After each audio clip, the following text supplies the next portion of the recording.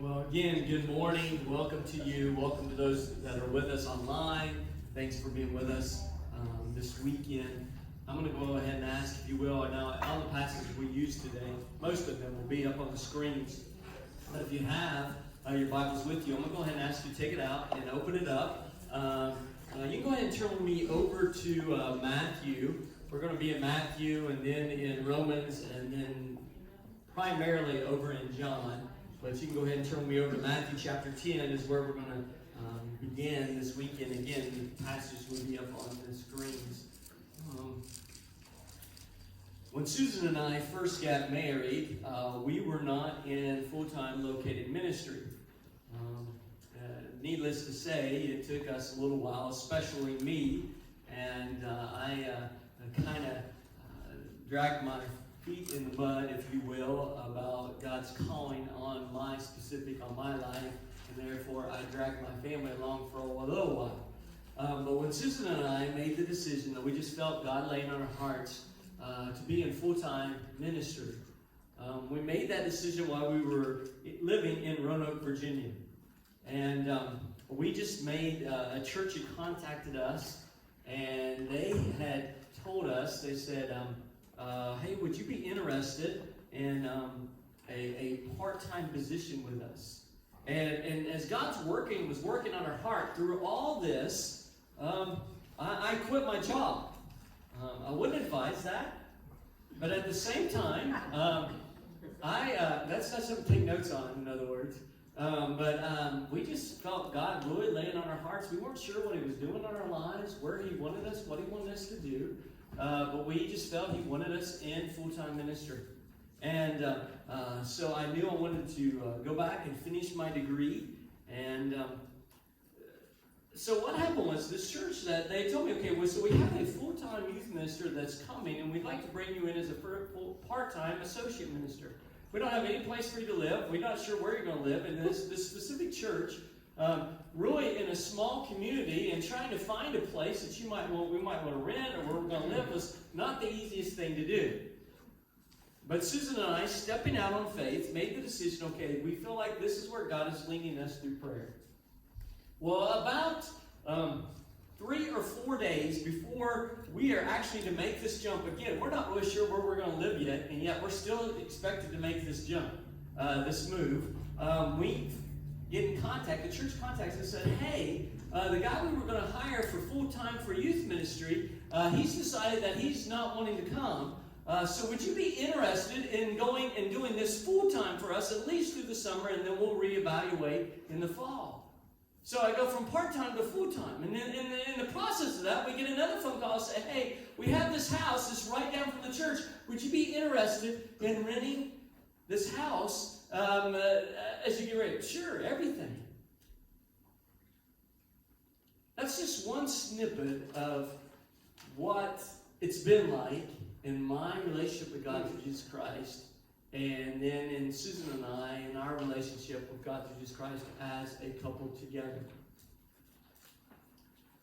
I don't know about you, but how many of you we're in church now, but how many of you have ever got mad at God? Anybody ever got mad at God? It's okay. It really is. So just raise your hand really high. If you've ever got mad at God, okay. I've got mad at God. In fact, I'll raise both hands. There's been times I've got frustrated, mad at God. And early on in Susan and I's marriage, again, was one of those times when that happened. We were a young couple, not married very long, and you look at our checkbook and, well, you just close it. And I've been raised in the church and been around the church all my life, and I've heard different stories how people would go to the mailbox and different things like that, and or they'd get some money or something like that. So one day I just yelled to God. Literally, I yelled up to God, God, I don't understand. God, we're trying to do this. God, we're trying to be faithful. God, we're tithing. We're doing all this. We're being obedient and all these different things. Why will you not help? Why are we struggling like this? We're trying to make the right decisions. Why are we struggling like this? God, why do people, we hear of other stories. What am I doing wrong? What am I doing different? Later on that afternoon, I go to the mailbox. I'm going through the mail. and I noticed what looks like to be a check in the mail. I'm all excited. Wow, God. $2. 64 cents. Say $2 for me. $2. Say 64 cents. 64 cents. $2.64. Even back then, you can imagine what $2.64 would do for you. Needless to say, the conversation that God and I had after that. We have been looking through some rhythms that I believe, some rhythms in our life, some collective group of ideas that I really think are part of our very being, of who we are. We've talked through that from the very beginning, with the very first weekend when we started looking at these rhythms, these ideas of it all starts with prayer. And that before our feet even hit the floor, it begins with prayer. And then we talked the second week that if we're praying, we're asking God to use us, and we're asking God for what He wants in us and through us, and we're looking at how we can actually live out the ministry, the mission that God has given to each and every one of us, not just the leadership of the church, not just the ministers and pastors of the church, but given to all of us, that mission that's for the church. If we're actually praying, God, how do you want to use me? And then the second weekend we talked about that letting that rhythm rise up to that we're actually listening. That we're becoming better listeners. And then the third weekend, we talked about the idea of how comfortable and how people just kind of let down their guard around the table, around when you're sitting down and you're eating a meal with someone. And if you haven't had the opportunity to experience any of these teaching times and through the past weekends, then let me encourage you, just go to the website or our YouTube channel or whatever, and you can catch up to what we've talked about in these various things. And then last weekend, as we moved past the sharing a meal, then we talked about this whole idea of rolling up our sleeves, getting involved in serving, even if it meant serving individuals of people that we didn't know, or maybe people we didn't necessarily always agree with, people maybe of different lifestyles.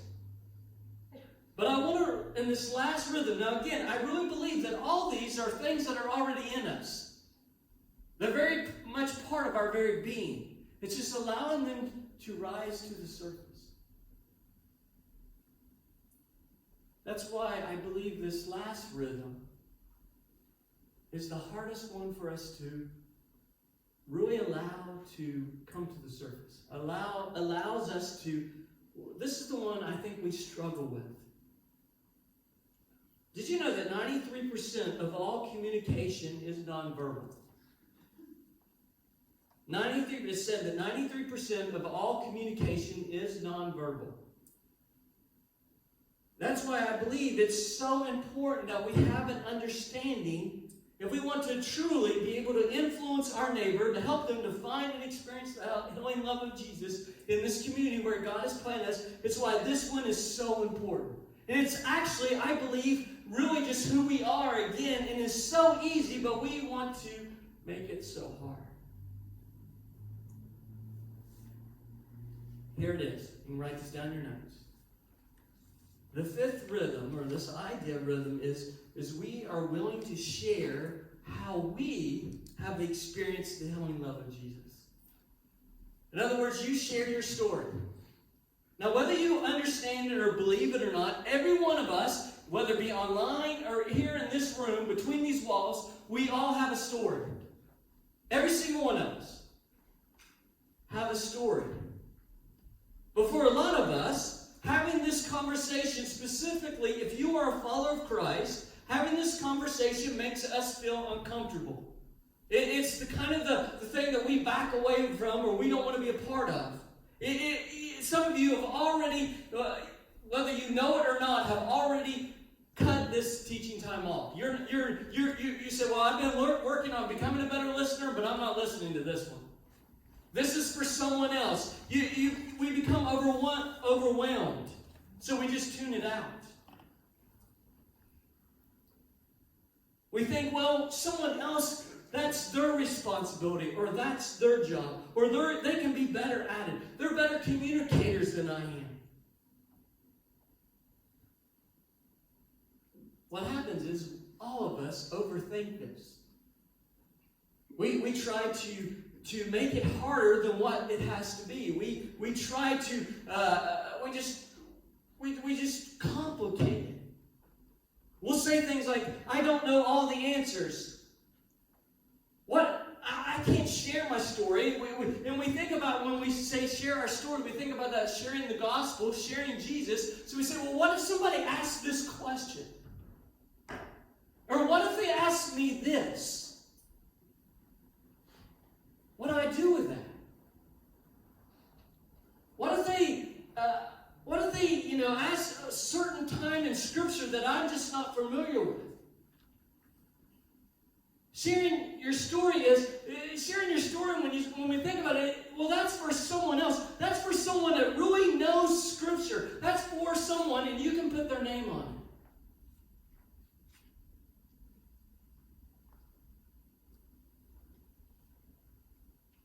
They're better at having those religious conversations. They know, they can quote Scripture after Scripture. They have a better understanding of those questions. Well, Matthew chapter 10, this is what Matthew shares with us. He gives us some insight into this. In Matthew 10, this is Matthew sharing with us, and in the second part of verse 19 and 20, he says, don't worry about, this is Jesus saying, he says, don't worry about how to respond or what to say. God will give you the right words at the right time, for it is not you who will be speaking. It will be the Spirit of the Father speaking through you.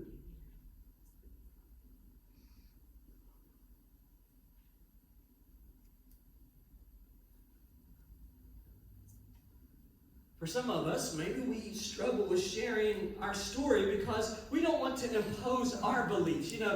We live in a society and culture today that wraps our mind around, well, you believe what you believe, I believe what I believe. I don't want to impose my belief system on your belief system. I don't want to impose my ideas on your ideas. I don't want to make you feel uncomfortable, and I certainly don't want to feel uncomfortable. Well, can I just say this right now? Well, even if I can't say it, I'm going to say it anyway. That feeling is not of God. That feeling is not of God. You say, well, how do we know that feeling is not of God? Because Jesus hasn't asked you, and you can just jot this down real quick in your notes. Jesus hasn't asked us to impose anything on anybody. He's just asking us to simply do life with people and engage with them. And as we do that, we share our story. We share our story. Romans 10, verse 14 says, but how can they call on him to save them unless they believe in him? And how can they believe in him if they have never heard about him? And how can they hear about him unless someone tells them? That someone is you. Say you. You. It's you. That's someone to share your story, to share about Jesus is you.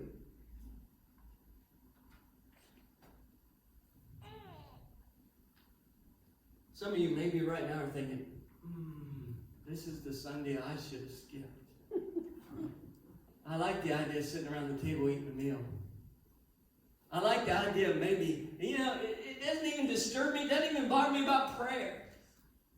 We all realize, because we're all in this group together, we all can become better listeners, so we actually have this idea, but this idea of, wait a minute, you're telling me that you actually want me to share my story? You actually want me to share where I've been? You actually want me to dive into that?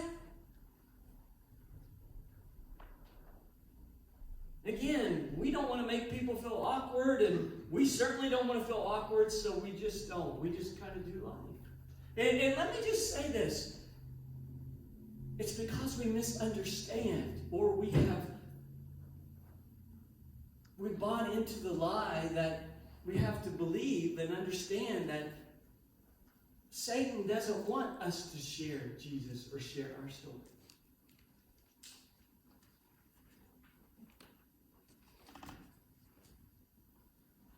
I've shared with you and mentioned before the opportunity that Jen and I have at different times, and I've done this for years, is to find a various community that we're living in and go hang out at the coffee shop, and you meet all different kinds of people.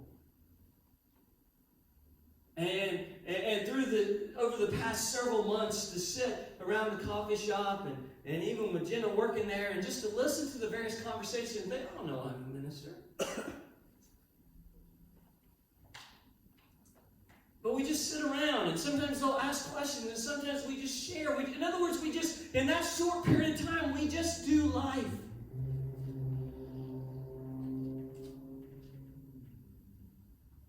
I want to kind of just dive into this a little deeper, and everybody just do this for me. Go,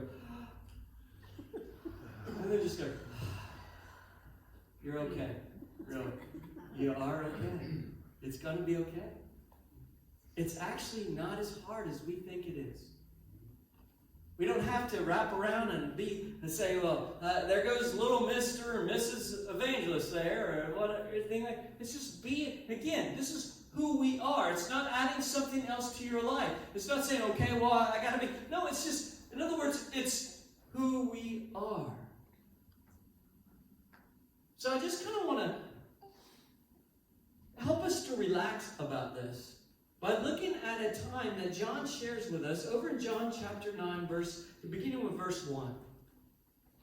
We're going to look at this guy that I think probably deals with a lot of things that we actually struggle with actually sharing his story. And I want you to look, we're going to look at the very easy way that we have this diagram that all throughout the life of Jesus and various individuals that come in contact with Jesus, how it actually, we see the same thing each and every time. Now, the way people contact Jesus and what actually changes in them might be different, but the way they do it is the same. It's a really easy thing to help us with. Over in John chapter 9, verse 1, this is John sharing with us. This is a time in Jesus and the disciples' lives. It says, as Jesus was walking along, he saw a man who had been born blind from birth. So what is John sharing with us here? He's telling us that Jesus is walking along, and he comes across, or as he's walking by, there's this man that's born blind. Then I want you to look at verse 8. We'll come back to the rest. I want you to look at verse 8. It says, his neighbors and others who knew him as a blind beggar. In other words, other people in the community knew him as what? Blind beggar. As the blind beggar. You notice they don't know him by his name. They know him as what? Go ahead and say it again. They know him as what?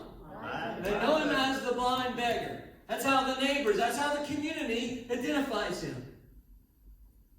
It says, his neighbors and others who knew him as the blind beggar asked each other, isn't this the man who used to sit and beg? So what we're saying is, and we'll go back up, but I want you to get this in your mind. This man is known in the community as the blind beggar. Something, though, happens to this man that changes. Now look at verse 6. It says, then he spit. This is Jesus. As you remember now, Jesus walked along. He comes up to this man that's been born blind from birth. And verse 6 says, then he spits on the ground. I thought about it as an illustration to have y'all spit. I'm not going to do that. He spits on the ground, made mud with the saliva, and he spreads the mud over the blind man's eyes. Everybody got the picture here? Then Jesus tells him, go wash yourself in the pool of Siloam. Now, Siloam means sent. So go wash yourself in the pool, meaning Siloam, meaning sent. So the man went and he washed and he came back doing what?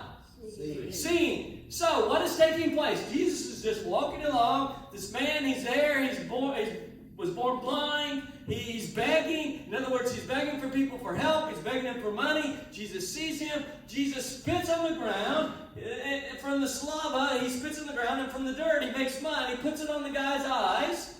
And it says, I want you to go to the pool of Siloam. And the man actually, don't miss this, the guy actually does what? He doesn't. He actually is obedient. He goes to the pool of Siloam, gets down in the pool, washes his eyes, and when he does this, he is able to see.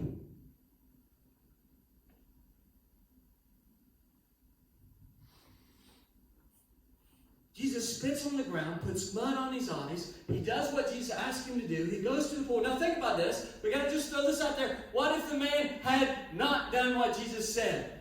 What would have happened? Still be blind. He'd still be blind. To experience the miracle, he had to do what Jesus said to do. The miracle doesn't come without doing what Jesus asked him to do. So Jesus spits on the ground, puts mud on his eyes. He goes to the pool of Siloam. He washes his eyes out. He's able to see. This man has encountered Jesus. Doesn't know all the information about Jesus. Can't quote all this different scripture or all this. But guess what this man can't do? As we're going to see, he cannot shut up about Jesus. He cannot be quiet about Jesus. Notice how his friends actually respond to this guy.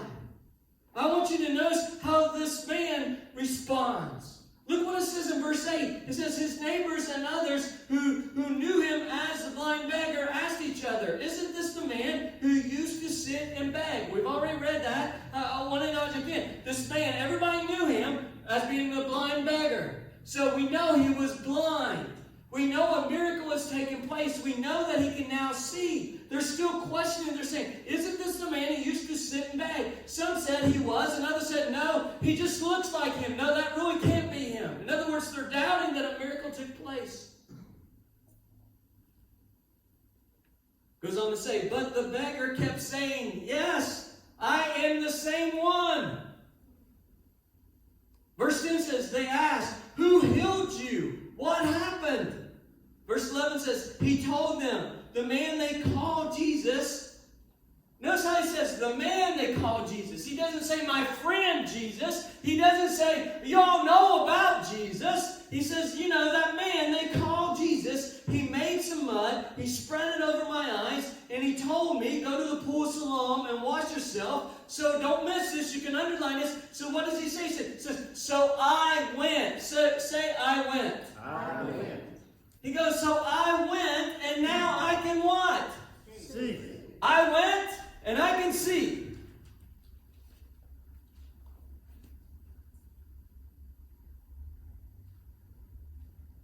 I was obedient, and now this. I encountered Jesus. He told me to do this, and now guess what? I can see. You see, we have to understand. So you can just, as your notes look, and just jot down there stuff. We have to understand. He couldn't fully explain it. He doesn't know all the medical terms. He doesn't know all the medical stuff that was taking place. He doesn't say, well, all the arteries came back together and all. He doesn't give none of that. He doesn't know how the mud interacted with his eyes. He doesn't know any of that. He doesn't have all the answers. All he knows is he has a story to tell. And he won't shut up about it. I was blind. I met Jesus. Now I can see. I don't know how it all worked. I don't know what the mud did. I don't know what the pool of Siloam did. I don't know how it all came together. I don't know what Jesus did or how it all worked. All I know was this man who they called Jesus put mud on my eyes. He told me to go do this. I did it, and now I can see. Here's the thing. Even if you're not taking notes, write this down or at least bow your head and all. It made me think too. When we encounter Jesus, say when we encounter Jesus. When we encounter Jesus. When we encounter Jesus, we have a story to tell. And if you don't think you have a story to tell, then you need to ask yourself, have I really encountered Jesus? Ooh. Did he just say that? if your answer to that is, well, I don't have a story to tell. If you're telling God, well, I don't have a story to tell. If you're thinking in your mind right now, I don't have a story to tell, then you have to ask yourself, then have I really encountered Jesus? Because as we look all throughout the encounters of people that encountered Jesus, they afterwards had a story to tell. They would not shut up.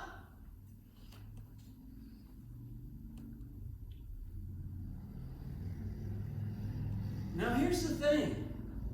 Here's where it gets clouded with our story.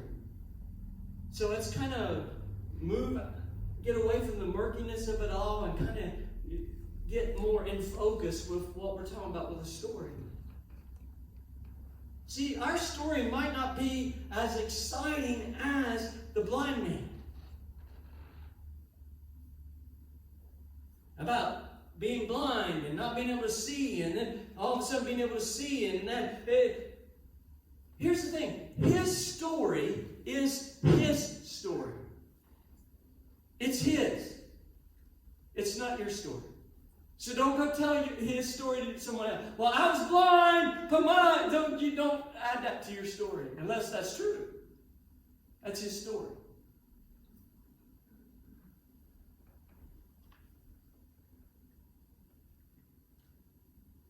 And here's another thing. Don't compare, or don't get caught up in comparing your story to someone else's story or trying to match their story.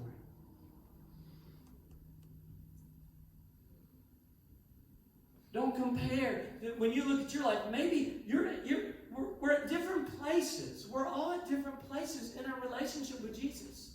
Well, I've had it up on the board before and drawn it out. We focus on this idea of we think it's getting people into church. It's not about getting people into church.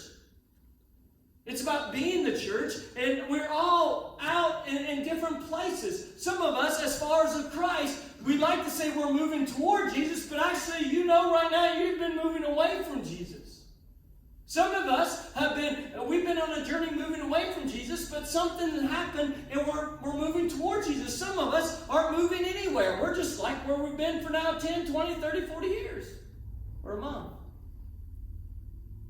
We're all at different places. We've also talked about this year already that we like to think that the Christian life, being a follower of Christ, is from point A to point B. Y'all remember that? And we drew on the board, and we've talked about it, that the Christian life is not, it's a bunch of circles, and it goes ups and downs, and wigs and wags, and sometimes it just stays still for a while, and then it picks up speed again.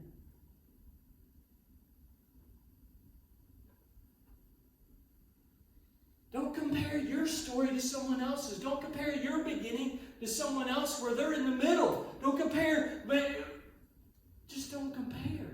It's your story.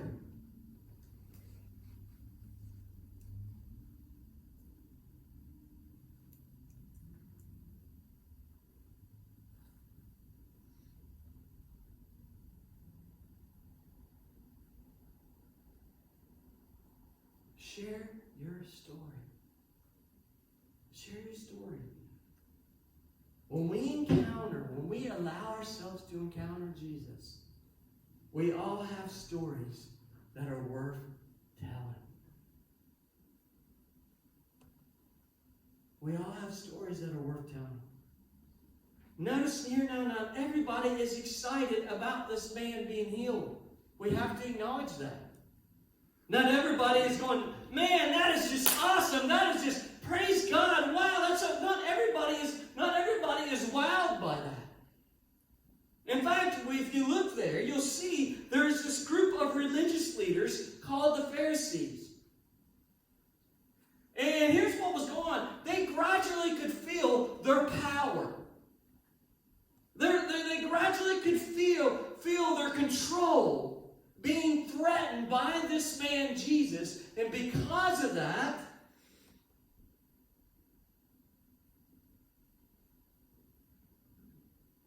when they heard what was happening to this man, they wanted to meet him. They wanted to meet him. I think it was my 9th grade year. It's the last time I know this is on video. This is kind of scary, actually. It's the last time that my dad claims, it's the last time I remember. It's not the last time my mom. The last time my dad ever spanked me. Now, how old did I say I was? Ninth grade. I'm not going to go into all the details because you might even know the couple or might have known who. But my algebra teacher had a nickname. And at the time, my algebra teacher lived near us. And this nickname was only for her husband to call her this nickname. And one day, while a group of us were out playing, we actually got to giggling because we heard him call her by her nickname. So one day in algebra class, she called on me for an answer. And guess what? Guess how I answered her? I walked right back through that door. Oh, yes, I did. And I called her by her nickname. It did not go good. Of course, she wrote me up, sent me to the office, called Dad. I was not excited for Dad to walk through those doors of that office. And I sure wasn't excited to get home. Here's the thing. When in preparation for this message, thinking about this, I think this probably the way the blind man felt when the Pharisees called him to meet with him. And I had done something wrong. Now, the reason I say this is because I want you to kind of go there where you know where you did something wrong and you were, what that felt like you were actually called in. Maybe it was your parents, your grandparents, or maybe it was at work and you just know that, the stomach just didn't feel good. You just, you kind of go in with your head down, and I kind of figure this is the way that you think the blind man, he's not excited about this meeting. But notice here, he doesn't go in with his head down.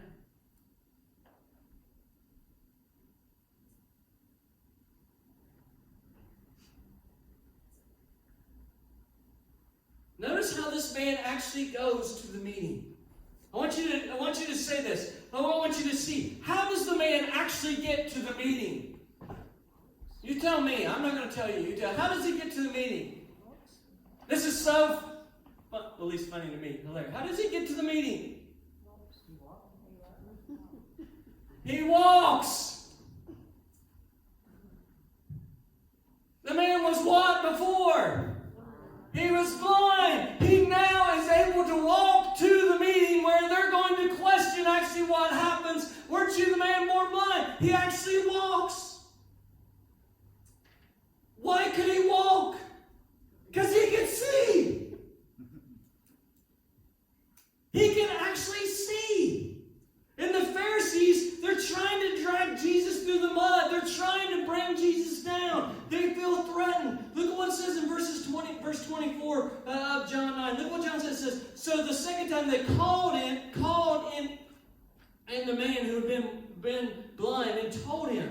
In other words, this is the second time now he's been called back. He says, God should, told him, this is what it says, that God should get the glory for this. Because we know that this man, Jesus, is a sinner.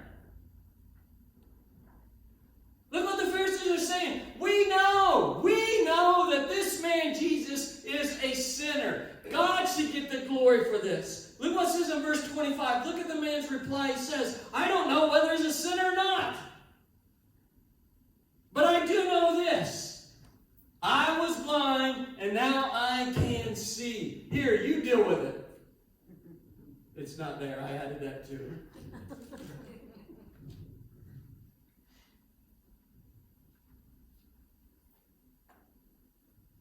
Look how simple this man answers to these religious leaders. They're trying to throw Jesus under the bus. They're trying to be all religious. All these, they bring out all, but I would dare say sitting there, they're just questioning and throwing out these different things about Jesus and trying to make a mockery of it all and just trying to hold himself up. And look what this man, look, he's like, I'm not interested in debating you. In fact, I'm not here to get it. I'm not here to argue with you about the fine points of theology. This is what I'm here to tell you. This is what I've been saying, and you guys just don't seem to be getting it. I'm just sharing. He says, I was blind. I met this man that they call Jesus, and now I can see. Don't you guys get it? You guys can discuss everything else. I'm really not concerned about everything else. All I know is I was there begging people. I was blind. I met Jesus, and now I can see. My life is forever changed by this man named Jesus.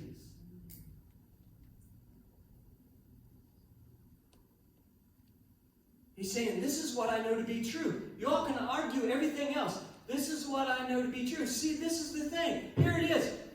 You can argue all these different other stuff, but you cannot argue a life change by Jesus. You can't argue. If you're allowing your life to change, but to actually experience that, you actually have to do what Jesus says.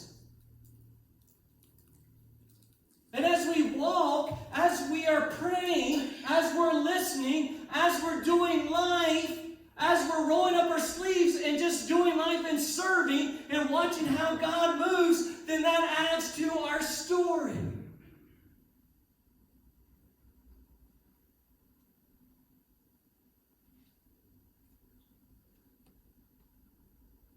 So just real quickly, I just want to give us a quick, simple plan. We're all going to have homework this week. Go, oh.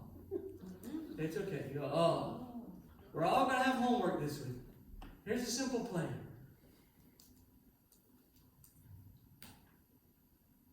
There's 3 steps to this. Look what the man says. It's simple. And we see this all, people that encounter Jesus, we see this each time when people encounter Jesus. They might not have been blind, but when they encounter Jesus, here's what he says. I was blind, or I was naked, or I was hungry, or I was thirsty, or I was living in this life. You fill in the blank. But met Jesus. Jesus healed me. And now I can see. My life's changed. It's forever changed. It's different.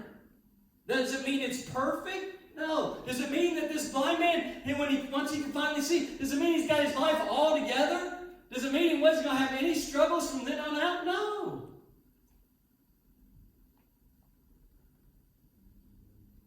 Let's break it down. We can break down even more. It says, you can just simply say, I was. You fill in the blank. I was. But Jesus. Now I. I was. But Jesus. Now I.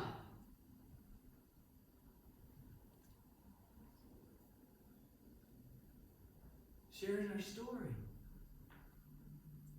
Engaging people in life. And as we engage with people in our lives, we have our story. It doesn't mean that you sit someone down and you say, well, let me share you my whole story. No, as you and I allow ourselves to engage, you notice how just real quickly, all throughout this message, just at different times, I share different things about my life and my story. And those different things actually can engage in conversation with people as you're listening and as we're doing life with people and hearing where they're at in their life. Because if we're going to influence our neighbor to help them define the healing love of Jesus, then we're going to meet them where they're at. We're not going to expect them to be where we're at. We're going to meet them where they're at. We're going to accept them with all their flaws and all their mistakes. Why? Because we have flaws and mistakes. Why? Because we know what it's like when we were once there. We know, for those that have yet to have a relationship with God through Jesus Christ, and as we're doing life with individuals that have yet to experience the healing love of Jesus, we don't expect them to act like they have. Why? Because we know what it's like when we didn't.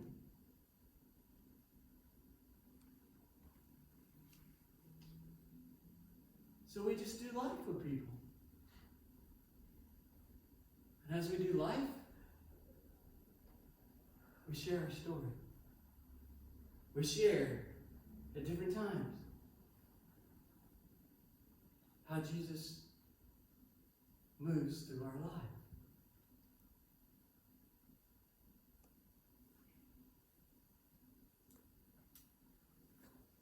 So what I want you to do this week, I want to just encourage you to do this. You're not going to bring your assignment back with you, anything like that. I just want to encourage you to do this.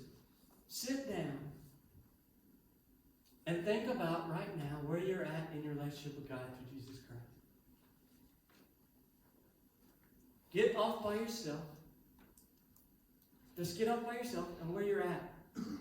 And I want to encourage you to jot those things down, to write them down. Do you remember, I was walking around asking some of you, do you remember how old you were? For those of you who surrendered your life to Christ, do you remember how old you were when that took place? Do you remember what year it was? Do you remember the things around? Do you different aspects of different lives, different times where you know, like this blind man? I want you to, as you look through your life, and I want you to, where you reached a fork in the road where you had a choice to make. Sometimes we make the right choice, sometimes we make the wrong choice, but God is asking you to make a choice. And you write down and say, okay, how did this affect you? How did it affect other people? Y'all tracking with me? See, that's your story. And you go back and you look at it. Some of you that have yet to surrender your life to Christ, I want you to do this as well. I want you to look, okay, where am I? Why am I struggling? For me, myself, I didn't surrender my life to Christ until I was 13 years of age. I've shared this with you before. For a preacher's kid, for preacher's parents, especially back in the culture when I was raised, that made preacher's families really nervous.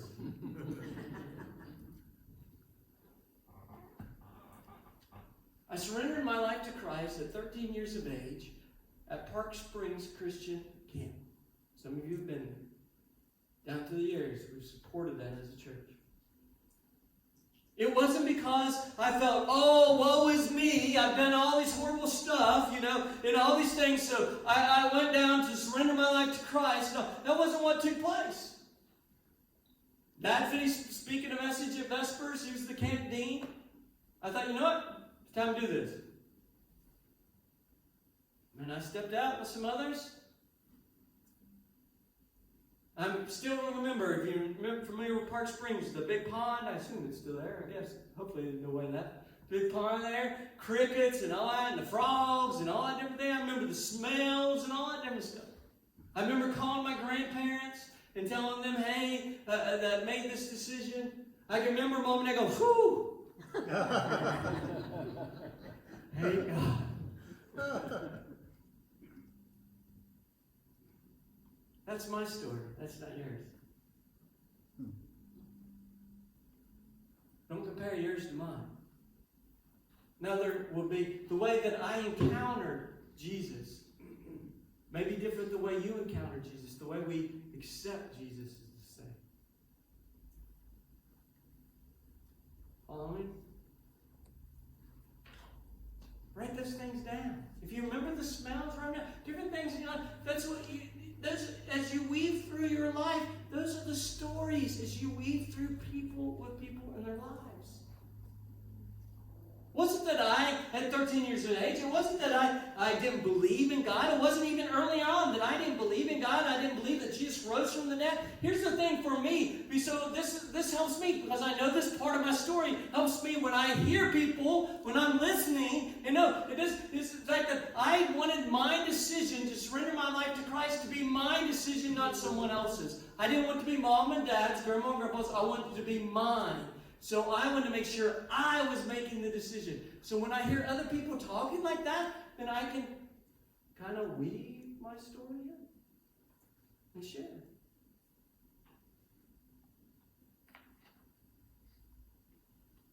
We share our story. It is so important, especially in the world and culture that we live in, that we share our story. The flaws, the mistakes, the good, the bad, the ugly, we share our story. And we don't beat ourselves up over our story. We just allow Jesus to do what Jesus wants to do. What he came to this earth to do. to heal you and to heal me. And that's what communion's all about. Over the next few moments, we're going to take part in a meal. And we're going to pray over this meal. And I want you to listen this weekend, specifically how Jesus is speaking to you in this meal. And we're going to rally around together eating of this meal.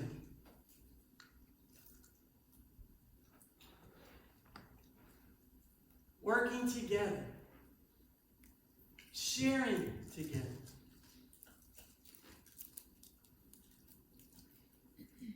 For as Jesus said, as often as you do this, you do this in remembrance of me.